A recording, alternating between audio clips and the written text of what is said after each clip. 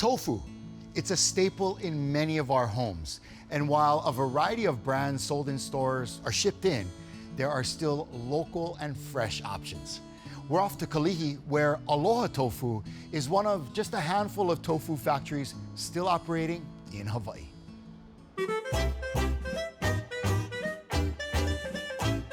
I tell people that tofu is not a sexy food. You know, it's kind of like your best friend who stands in the background and is always there. You know, it's a comfort food.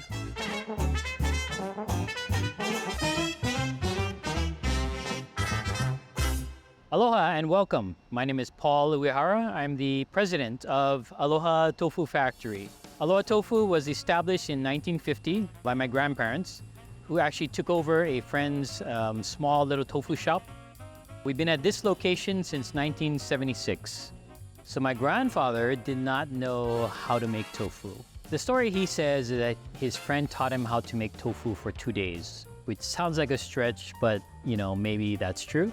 And then he just left him to do it on his own. So actually, tofu itself, the process is pretty simple, and most factories follow the same system. So tofu is easy to learn, but it takes a lifetime to master. In total, 6 of his children, all of his children in the second generation, joined the company. As for the third generation, I'm the only third generation remaining. I did drag in my wife to help me out here. When we were growing up, all my cousins, my 2 sisters, we all worked in the factory. Usually unwillingly, but we all worked in the factory. About high school, I started to think about my future. I thought, you know, if I have the opportunity to come back and nobody else wants to continue, then I will, you know, try to help out and take over and continue this business. The main reason for that is I felt that the factory, I started to see it as a living thing. It provided for me and my family. You know, of course, my father worked very hard, my uncles, my aunties, my grandparents, they all worked very hard. And I thought as a way to give back, I should come back and help continue it on the legacy of our family's business. So right now, we're putting up the soybeans for the next day's production. So it's kind of noisy because it gets loaded up into our 2 tanks up there. Then from there, it gets sent up to these 2 tanks. These 2 tanks hold the soybeans overnight. Water is added. They soak for about 8 to 10 hours. And then after that, they'll be dropping down the next day. My name is Jay Nakayama. I'm the vice president and head driver of Aloha Tofu. I started work in March 1983. I came here because it was a small little family business. That's why I started, and it's close to my house. That was the main reason.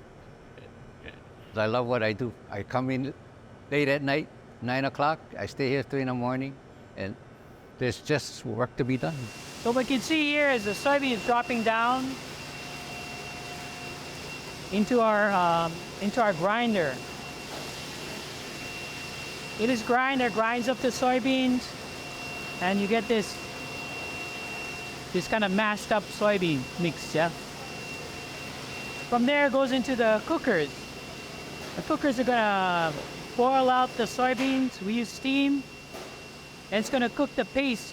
Then from there, it's gonna be sent to the separator unit. Separator unit, it separates out the soy milk and the okara. So all this coming out right now is okara. Okara is a soybean meal. Basically, that's all the insoluble fiber being separated out. And then the milk gets put into this tank here. This soy milk gets sent to a holding tank, and that's where we start making the tofu. Working in a factory is not easy.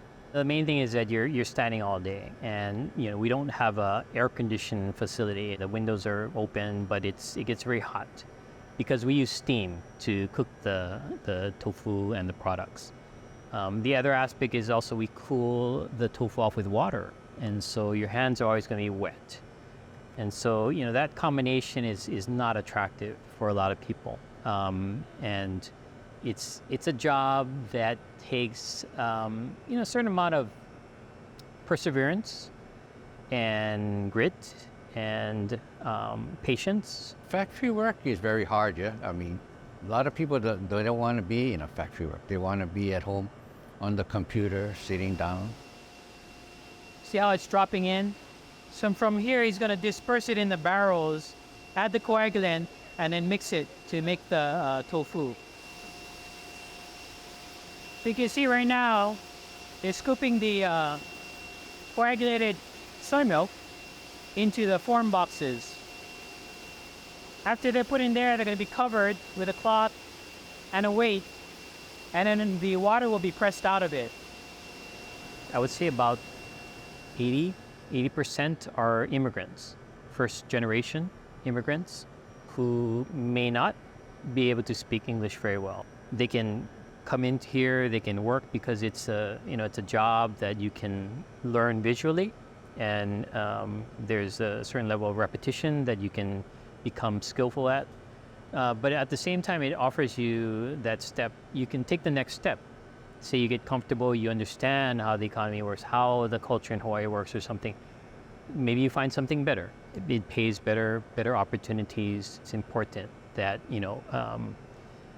local manufacturers, local farmers, these types of businesses are supported because they provide a place for people to belong to and to exist. The best part is working with the people we work with. That's the best part. We have good workers. One big block of tofu makes 36 individual pieces.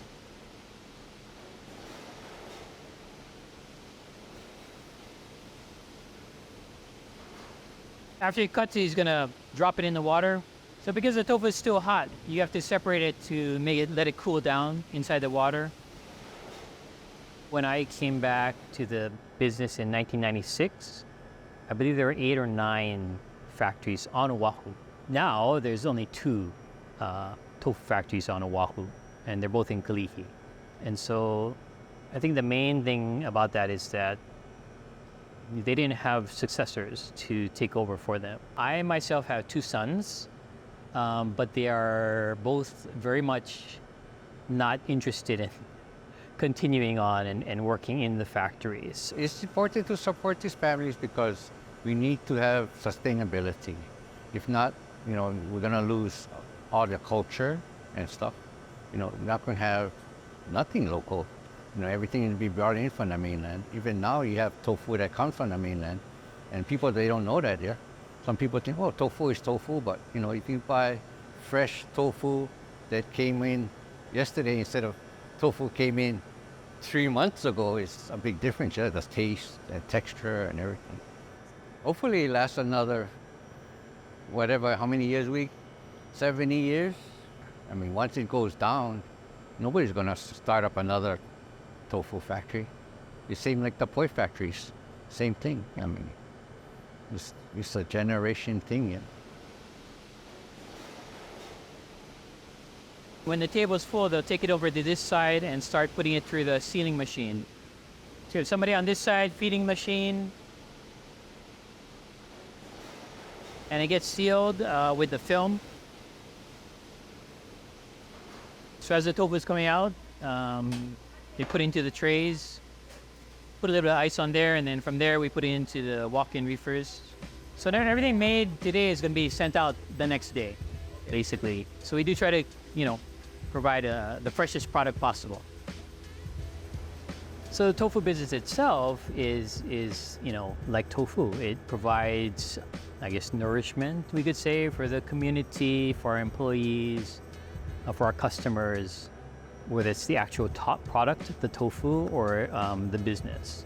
And so it's always there. It's very steady, but it's not going to be the one like standing out in the crowd or something like that.